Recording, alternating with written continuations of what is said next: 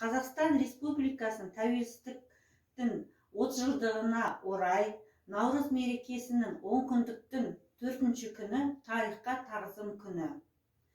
Тарихымызға үңіліп, тәуелсіздіктің елдің бастығы әнұранымызда деп еліміздің алғашқы әнұранының авторы Жұмекен Нәжмеденовтың өмірбаянымен және шығармашылығымен таныстырып, «Менің Қазақстаным» атты кітабымен таныстырамыз. Балалар, бүгін мен сіздерді Жұмекен Нәжмеденовтың кітабы «Менің Қазақстан» кітабымен таныстырғым келеді. Кәнекей, кім айтады? Жұмекен Нәжмеденов кім екен? Кім біледі? Ақын.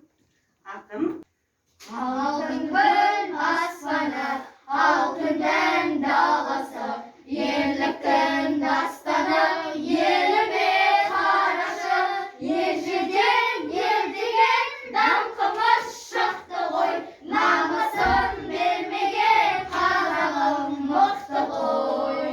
Менің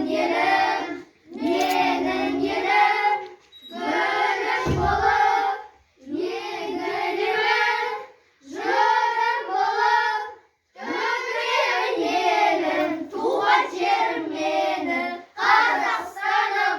Ұрпаққа жол ашқан, кем қайтар жерім бар, бірлігі жарасқан, тәуелсіз елім бар. Қашаған уақытты мәңгілік жұлдыздай, біздің ел бақытты, біздің ел осындай. Менің елім,